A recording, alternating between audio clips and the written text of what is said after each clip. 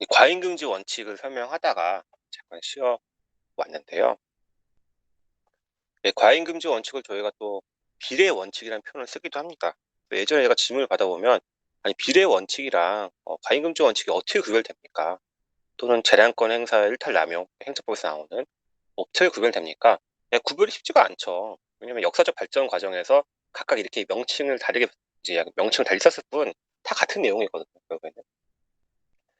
그래서 이제 일단 용어들이 이렇게 여러 가지 혼용되고 있다는 걸 설명드리면서 그 내용을 보시면 일단 과잉금지 원칙은 아까 네 가지 입법 목적이 정당하고 방법이 적절해야 되고 그 방법은 침해를 최소화해야 된다. 피해나 침해를 최소화시켜야 된다는 거.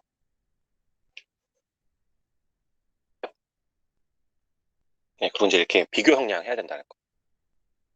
근데 뭐 입법 목적이 정당한 거는 진짜 이거 국가가 정말 작정하고 나쁜 짓을 하지 않는 이상 목적은 보통 정당하거든요.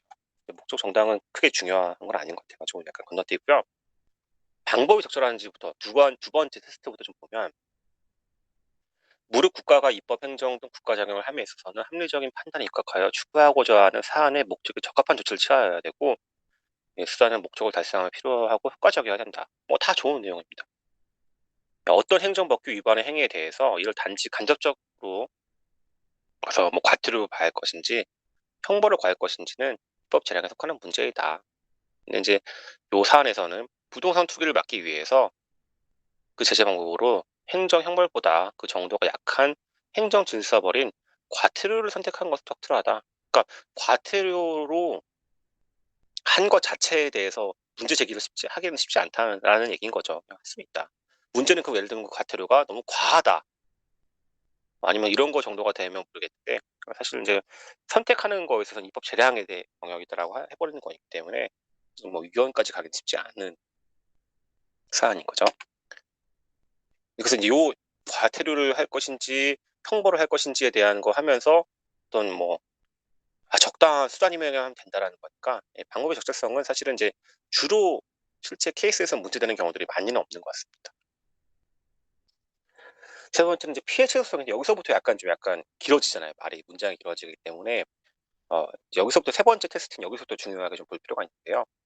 입법자는 공익 실현을 위해서 기본권을 제한하는 경우에도 입법 목적을 실현에 적합한 여러 수단들 중에서도 국민의 기본권을 가장 존중하고 가장 기본권을 최소로 침해하는 수단을 선택해야 된다. 기본권을 제한하는 규정은 기본권 행사의 방법에 관한 규정과 기본권 행사에 관한 여부에 관한 규정 구분할 수 있다. 침해의 재성성의 관점에서는 입법자는 그가 의도하는 공익을 달성하기 위해 우려사항 기본권을 보다 적게 제한하는 단계인 방법에 관한 걸 하고 아예 처음부터 기본권 행사가 없다라고 해버리면 너무 그렇잖아요. 하긴 하는데 방법을 막론으로 좀 약간 제한하는 형태로 가는 것이 좀 타당하다.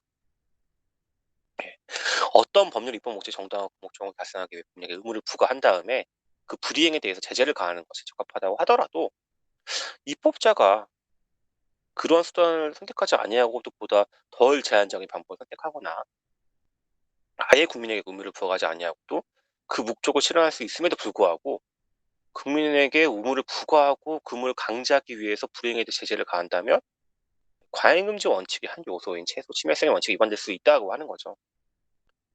의무를 부과하고 불이행을 제재하는 거. 방금 봤던 의무를 부과하고 의무를 부과해서 위반한 경우에 과태료를 할 것인지 형벌을 할 것인지에 있어서는 약간 이렇게 신드렁한데 그것이 아니라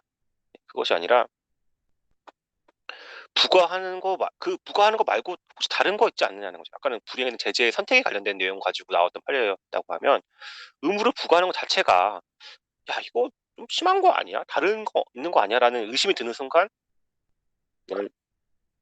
최소 침해성의 원칙 또는 이 피해 최소성 원칙에 위반되는 거고 결국에는 이제 이걸 위반해서 과잉금지 한 요소인 최소 침해성 원칙이 위반돼서 기본권을 침해하게 돼서 위헌이 될 수 있는 거죠. 그런 수단을 채택한 법률은 그 다음에 이제 마지막으로 보면 과잉금지 원칙의 네 번째인 법익의 균형성. 이게 뭐 어떻게 보면 협의의 비례 원칙이라고 볼 수 있는데요. 입법에 의하여 보호되는 공익과 침해되는 사익을 비교 형량할 때 보호되는 공익이 더 커야 된다. 사익은 저희가 인권이라고 볼 수 있겠죠, 주로.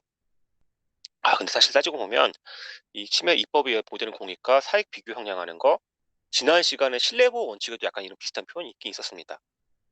과거의 국법의 질서에 대한 기대와 새로운 법률을 제정함에 있어서의 어떤 공익과 비교 형량을 하고 있잖아요. 그러니까 비교 형량하는 거는 비슷비슷하게 나오는 겁니다. 과잉금지 원칙에서만 나오는 독점적으로 나오는 것은 아니고.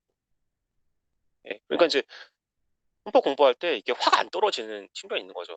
비슷한 표현이 여기도 나오고 저기도 나오는데 당연하다. 서로 각자의 영역에서 발전되어 온 법률들이었기 때문에 어떤 그 근본적인 어떤 그 법의 연원은 비슷할 거지 않습니까? 지금이야 다 각자 다른 곳에서 꽃을 피우고 있지만 근본이 비슷하고 역사적으로 발전되었다 보니까 지금 설명할 때 이제 약간 비슷비슷한 게 굉장히 많이 반복되고 있는 측면이 좀 있는 거죠.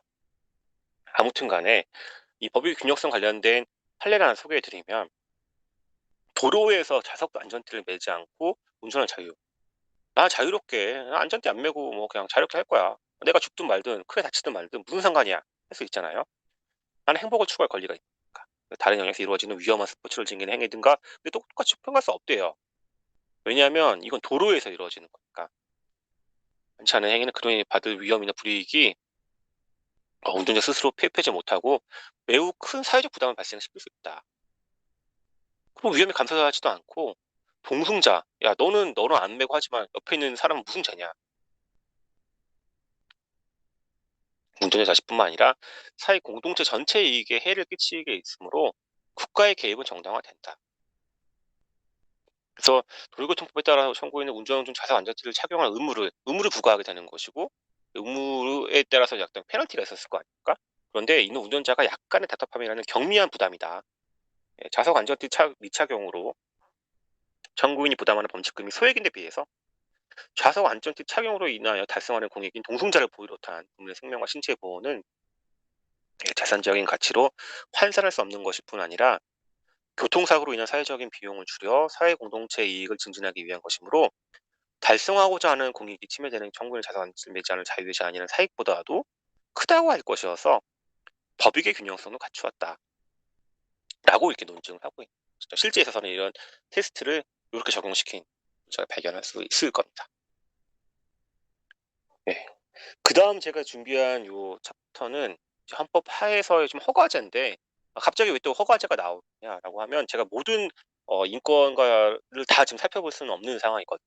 그래서 주로 제가 허가제를 행정법에서 말하는 허가제를 설명하면서 헌법적인 측면에서 특히 헌법에서의 이런 직업 선택의 자유, 행복 추구권과 연결되는 측면이 있다. 이 허가제, 특히 행정법에서 배우는 허가제가 헌법에서 이런 행복 추구권, 직업 선택의 자유와 관련이 있기 때문에 모든 제가 인권을 설명하기에는 좀 한계가 있으니까 이 두 개를 이제 발췌해서 한번 보여드릴게요. 자, 이제 직업의 자유를 먼저 보려고 하는데요. 헌법 15조에서의 직업이란 생활의 기본적 수요를 충족시키기 위해서 행하는 계속적인 소득 활동을 의미한다. 직업의 자유는 자신이 원하는 직업 내지 직종을 자유롭게 선택하는 직업 선택의 자유와 그 선택한 직업을 자유롭게 수행할 수 있는 직업 수행의 자유를 포함하는 개념이다. 이런 직업 선택 혹은 수행의 자유는 각자의 생활의 기본적 수요를 충족시키는 방편이 되고 또한 개선 신장의 바탕이 된다는 점에서 행복 추구권과도 밀접한 관련을 가진다. 그래서 제가 행복 추구권이랑 15조 직업 선택의 자유를 같이 가져온 겁니다.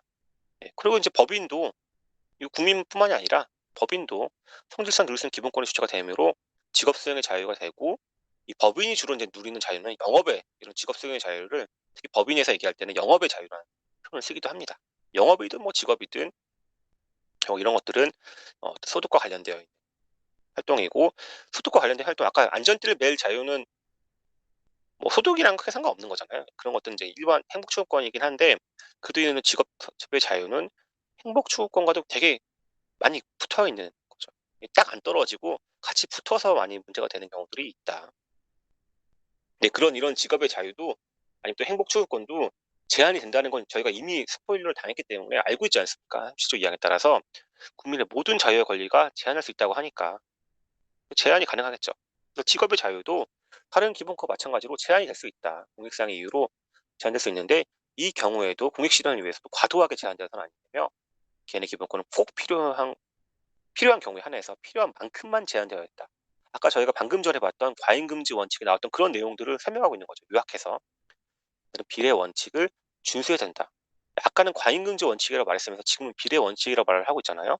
그 이유는 아까 말씀드렸던 바와 같이 각자 다른 영역에서 발전되어 오다 보니까 용어가 다 그놈인 거죠. 그래서 같은 겁니다. 과잉금지 원칙이나 비례 원칙이나 다 같은 거라고 보시면 되고요. 일반적으로 직업 선택의 자유를 제한함에 있어 어떤 직업의 수행을 전제 요건으로서 일정한 주관적 요건을 갖춘 자에게만 그 직업에 봉사할 수 있도록 하는 경우에는 이러한 주관적 요건을 갖추도록 요구하는 것이 누구에게나 제한 없이 그 직업에 종사하도록 방임함으로써 발생할 우려가 있는 공공의 손실과 위험을 방지하기 위한 적절한 수단이다. 그 직업을 희망하는 모든 사람에게 동일하게 적용되어야 하며 주관적 요건 자체가 그 제한 목적과 합리적인 관계가 있어야 된다는 비례 원칙이 적용되어야 할 것이다. 그래서 특히 뭐 예를 들면 조종사 자격을 가지고 있다. 뭐 이런 거라고 하면 누구나 항공기를 조종하면 면허도 없이 조종하면 안 되지 않겠습니까? 그렇기 때문에 갖게 되는 거잖아요. 그렇게 따지면 운전면허는 어떻게 될 거냐? 운전면허는 글쎄요. 일반 저희가 1종, 보통 2종으로 하는 그런 것들은 사실 영업이랑 그거 가지고 영업할 수도 있지만 기본적으로 그냥 누구나 운전할 수 있는 거니까 직업의 자유랑은 크게 상관이 없을 수도 있겠죠. 일반적 행동 자유권에 누구나 초딩이든 중딩이든 고딩이든 운전하고 싶으면 운전할 수 있어야 되는 건데 그러면 안 되니까 나이적인 요건도 제한을 두고 일정한 시험 테스트를 통과하고 난 다음에 어떤 운전면허를 주는 경우도 되는 거잖아요. 근데 그걸 특히 거기서 예를 들면 레카를 운전한다든지 아니면 더 나아가서 화물 트럭, 덤프 트럭을 운전할 수 있는 면허 같은 경우라고 하면 직업과도 굉장히 연결이 될 수가 있겠죠. 그래서 이게 직업의 자유는 일반적 행동의 자유랑도 굉장히 연결되어 있는 측면이 있고 다만 누구나 운전하면 안 되는 그 공익이 있을 거 아닙니까? 그러기 위해서 일정한 자격을 갖춘 사람에게만 하게 해라는 거는 합리적인 제한이라는 것이죠. 그러니까 제가 여기서는 직업의 자유라고 생각하고 있지만 그게 일반적 행동의 자유일 수도 있는 거예요. 그래도 이게 똑같은 내용이 비슷한 내용이 서술될 겁니다. 허가제 기본적인 걸 보시면 아까도 약간 눈치를 채셨겠지만 어떤 금지된 행동이 있어요. 금지된 행동을 허용시켜주는 거죠. 예. 예를 들면 저기 자격이나 면허가 있는 사람을 요구한다는 의미 자체는 거꾸로 얘기하면 법률에서 그 자격이나 그 면허가 없이 한 행동을 금지하고 처벌하고 있거든요. 하고 싶어? 그러면 허락을 받게끔 하는 거고 허락을 받을 때 일정한 요건이나 절차를 요구하는 거죠. 경력이라든지 어떤 요건들을 요구하게 되는 것이고 그거는 이제 이 금지 행동을 허용시켜주는 것이죠. 허용시켜. 이러한의 여러 가지 모습들을 저희가 크게 허가라고 보시면 될 것 같습니다. 허가의 의미는 금지된 행동이 허용되게 된 것이다. 허가에 의해서 허가를 받게 되면 할 수 있게끔 되는 것이죠. 그러면 이 어느 경우에 허가가 되는지에 있어서는 중요한 내용은 법률에서 규정하고 있어야 될 것이고 법률에서 그걸 다 못 정하게 되면 밑에 있는 하위 법령에서 보충해서 규정을 해야 될 필요가 있을 수도 있겠지만 기본적인 본질적인 내용들은 이 금지하는 내용도 마찬가지고 금지하는 내용도 그리고 허용시켜주는 이 허가에 관련된 내용들도 다 법률에 있어야 되는 거예요. 그래서 이제 가끔 가다 보면 이제 금지되는 게 없는 경우들이 있죠. 그래서 약간 이게 허가를 보다 보면 이 말씀드린 허가나 자격이나 면허 다 비슷비슷해 보인단 말이에요. 그러면 이제 그냥 우리 사설 민간 자격증은 어떤 거냐? 그건 그 자격증이 없더라고도 금지된 행동이 아니잖아요. 예. 아니었기 때문에 그런 민간 자격증이나 이런 것들은 내용을 자세히 볼 때 이게 원래 금지된 행동들이었던 건지 아니면 그냥 누구나 할 수 있는 건데 조금 더 나의 어떤 자격이나 그런 것들을 확인해 주는 거였던 건지 달라질 수가 있겠죠. 그래서 허가의 본질은 일단 기본적으로 금지된 행동이 있는지를 찾아봐야 됩니다. 법에.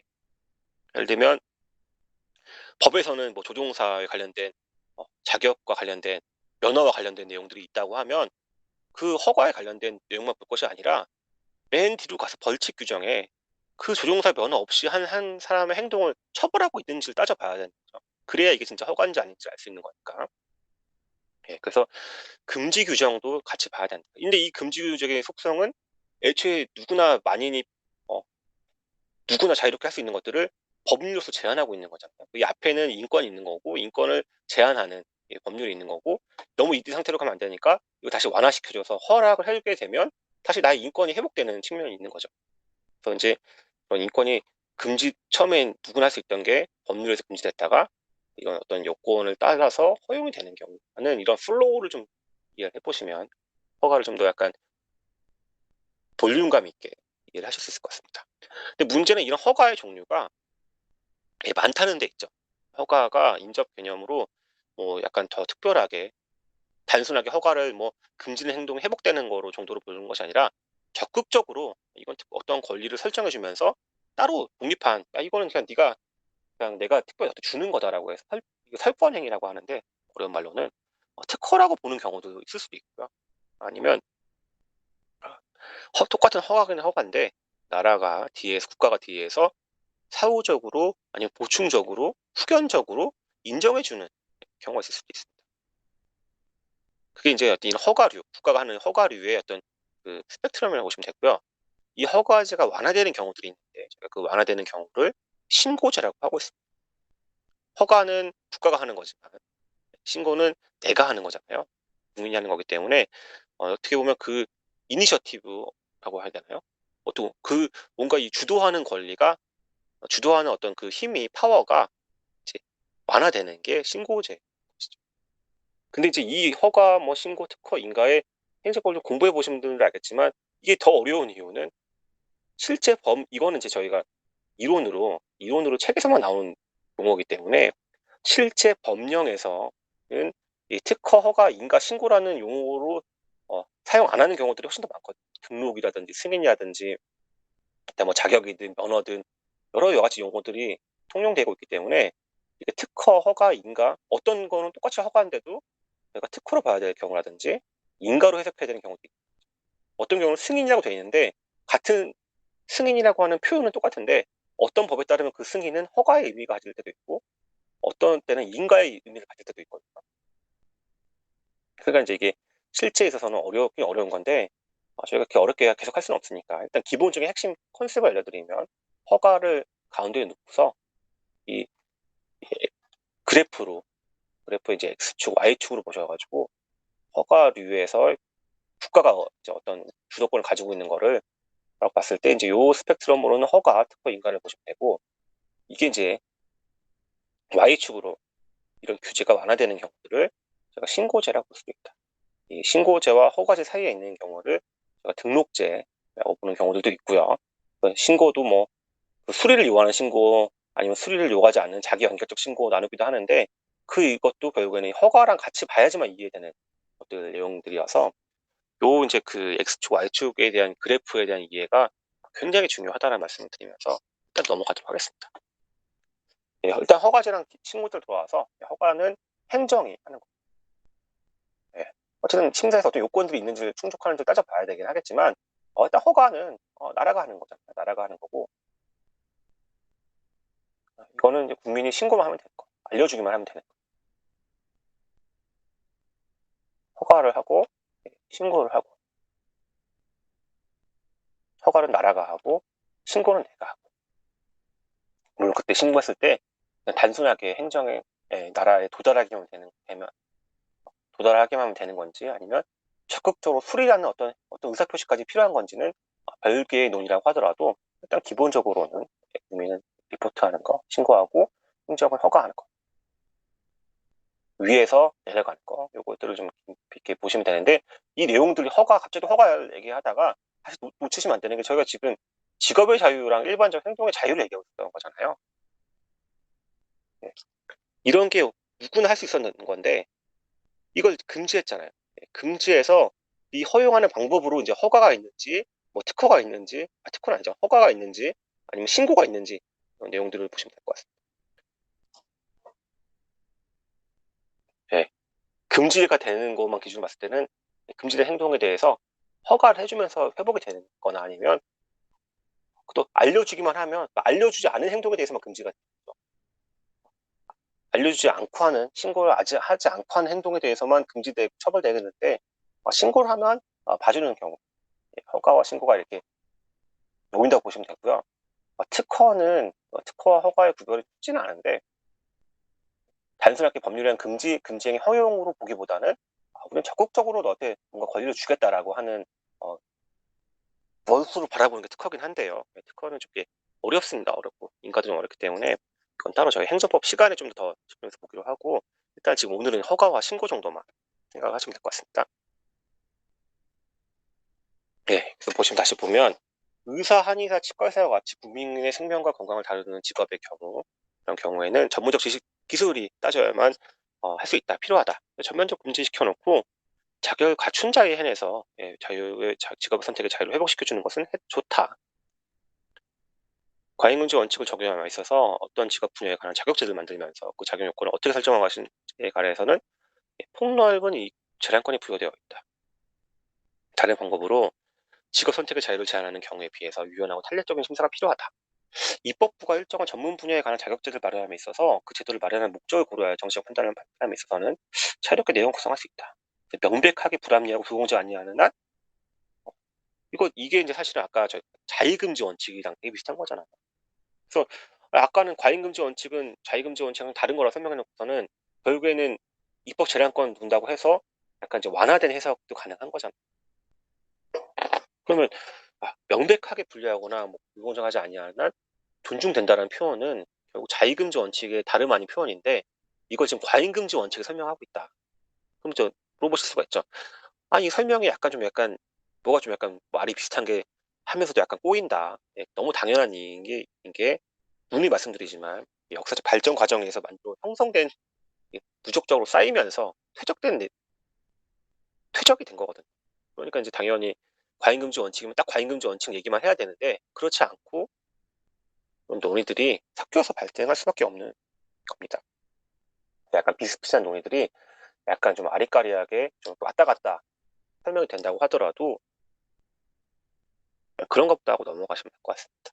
아무튼 여기서 중요한 거는, 여기서 이제 약간 이런 어떤 자격이라든지 면허 제도 관련된 내용에 대해서 이제 개벽시켜주는 건 일반적인 거고, 근데 어느 경우에 그 요건을 어떻게 설정할 거지? 금지하고 허용시켜주는 거 아니겠는데, 요건을 어떻게 설정할 것인지에 있어서는 이거를 내가 사법부나 아니면 이 헌법재판소에서 재판하면서 판단한다?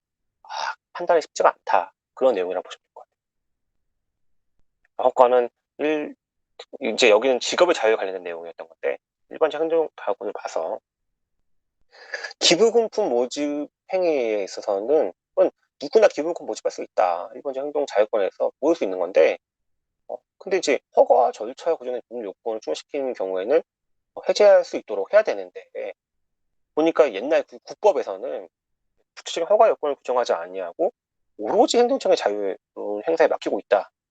금지만 시키고 허용시키는 예외적인 경우들을 전혀 두고 있지 않다? 이렇게 되면 위헌으로 확인될 확률이 굉장히 높아진다는 것이죠. 여기는 이제 이 팔레트를 소개한 이유는 여기서 기부금품 모집 관련돼서는 일반적 행동 자유권으로 설명했으니까 제가 설명 가져오긴 한 거지만, 기본적으로 허가제, 자격제, 면허제 뭐 이런 거랑 비슷한 가지고 있는 속성이다. 허가 요건을 규정하지 아니하고 오로지 어떤 경우에 되는 요건들이 제대로 설명이 안 돼 있다라고 하면 위헌이 해석이 있다는 것만 아시면 될 것 같고요. 어떤 재산을 아까 이제 이거는 인가랑도 연결되어 있고요. 사회복지법인에서 재산, 우리가 마음대로 내 재산 처분할 수 있는 거잖아요. 제가 가지고 있는 아이패드 팔 수 있고 당근마켓에서 팔 수 있는 거잖아요. 근데 그거를 만약에 국가의 허락을 받으라고 한다고 하면 굉장히 좀 나의 어떻게 보면 내 자유롭게 재산을 처분할 수 있는 나의 권리가 제한되는 거지 않습니까? 인권을 제한하는 측면이 없지 않아 있는데, 이거에 있어서 이제 어떤 논쟁이 가능하냐면, 법인 운영자의 설립자나 법인 운영의 사익이나 자의적인 경영을 방지하기 위해서 허가를 받도록 하는 게 그게 뭐 적절한 수단이고, 그리고 이제 뭐 그게 너무 자의적인 것도 아니다. 그리고 또 모든 재산만 그런 것이 아니라 그 정관에 등재된 기본 재산 하는 거니까 이 정도면 피해를 최소화한 것이다. 그래서 이제 여러 가지 사회복지법인의 운영의 자유와 거래 안전이나 거래 상대방의 재산권보다도 사회복지법인의 재정의 건전화에 대한 공익적 요구를 더욱 중요한 가치로 선정한 것을 두고 합리적인 근거가 없는 기본권의 침해라고 이렇게 단정하기도 쉽지 않다라고 이제 논증을 했던 것이죠. 비슷한 거로 토지거래 허가제, 아니면 이제 최근에는 이제 그 주택에 있어서도 이제 뭐 그 거래 허가를 받으라고 하는 경우도 있었잖아요. 그런 경우에 내가 팔 수 있는 건데 사유재산제도 재산권의 양도에 당연히 돼야 되는 건데 이렇게 토지거래 허가 제도 자체를 도입한다고 하더라도 토지의 투기적 거래를 억제하기 위해서 이 법이 정한 방법과 내용에 따라서 그 적은 일정한 범위 내에서 재산함을 부득이하다라고 뭐 본질적인 내용을 침해한다거나 인근적 원칙에 변경할 수 없고 뭐 그냥 그 자체는 문제가 안 된다고 해서 넘어가긴 했던 사안입니다. 물론 이제 이 자체가 뭐 합리적인지 왜냐면 모든 국가의 거래 그러니까 국가가 모든 개인의 어떤 자유에 개입을 한다라고 하면 잘 납득하기 쉽지 않은 거긴 한데요. 일단은 컨셉 자체는 나쁘지 않다라고 보고 있는 것이죠. 하고 싶은 얘기는 그때의 허가도 어떻게 보면 재산의 자유, 처분의 자유에 대한 거를 허가를 안 받고 한 행동에 대해서 뭔가 페널티가 있으니까 허가를 받으라고 한 거죠. 그러니까 금지된 걸 해제시켜주는 거잖아요. 그래서 그때의 허가가 있을 수 있는데 그때 이때 허가는 그래도 거래가 중심이 되고 이거에 대해서 보충적으로 해주는 허가이기 때문에 그 속성은 따지고 보면 약간 인가적인 특성인 거죠. 이름은 허가인데 토지거래 허가하고 사회복지법인의 그 정관 변경 그 정관에 기재되어 있는 목적 재산의 처분에 있어서의 허가는 다 허가로 써여 있지만 저희가 이제 인가라고 해석하고 이런 유형들을 그래서 갑자기 이제 인가 설명을 드려서 좀 헷갈릴 수도 있는데 인가 이런 것들은 이제 행정법 시간에 자세하게 설명을 드리도록 하고요. 일단 기본적으로는 뭔가 금지되어 있는 거를 좀 회복시켜 주는 것들을 좀 의미하고 있다. 자, 근데 이런 허가를 받게 되는 것 자체가 허가를 받았어요. 허가를 받은 것 자체가 이 자체가 고유의 독립한 재산권성이 있겠냐는 거는 또 다른 문제거든요. 지금까지 논의들은 재산권이 있고 일반적 행동의 자유가 있고 직업의 자유가 있는데 그 제한을 금지를 시켜놓고 어떤 행동을 제한, 그거에 관련된 어떤 행동을 제한시켜놓고 금지해놓고 있다가 해제시켜주면서 허가를 하는 거였는데 그게 아니라 그렇게 된 허가 자체가 허가를 받는 것 자체가 독립해서 재산권이 되냐 이거의 문제입니다. 근데 일단 기본적으로 안 된다.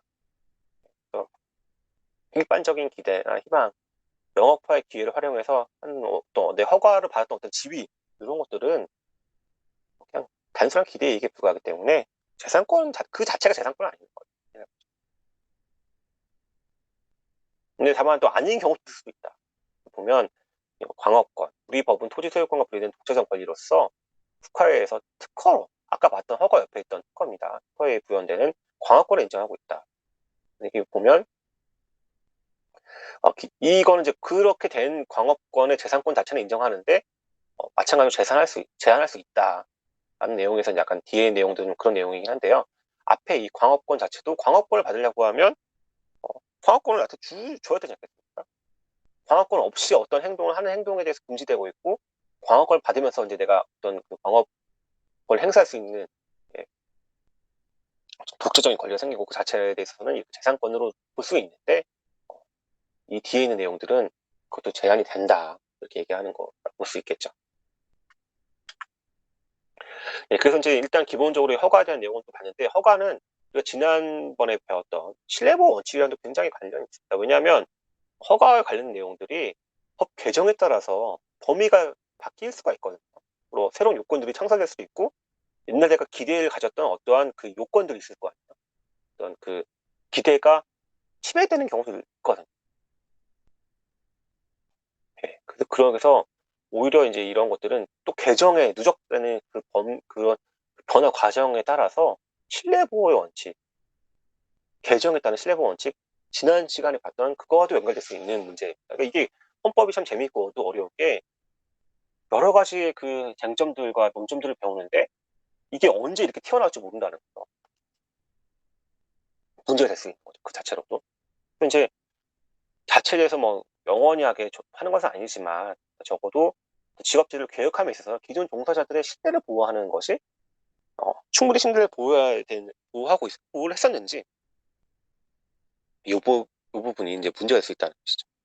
다만 그래도 새로운 자격제도를 하고 이렇게 하는 개혁을 하기 위해서 하는 경우에는 제략에 통하긴 하긴 하는데 그래도 과거의 어떤 활동이나 경력 아니면 과거의 그 그때 가졌던 허가, 내가 예를 들면 어떤 뭐 이런 조종사 면허를 받기 위해서 요구하는 어떤 최소 요건들이 있었는데, 예를 들면 뭐 그 요건들을 추구하기 위해서 내가 충분히 시간을 투자하고 있었는데 법이 개정돼 가지고 갑자기 앞으로 뭐 이렇게 될 것이다라고 바꾼다고 했을 때 기존에 있던 사람들은 이제 받아들이기 쉽지 않을 거잖아요. 그렇게 되면 항상 그 과거에 있는 사람들의 신뢰도를 보장하기 위해서 경과 규정을 둬야 돼. 그 경과 규정이 충분하게 이루어졌는지 여부를 따져보는 것이 이제 중요한 포인트가 되겠죠.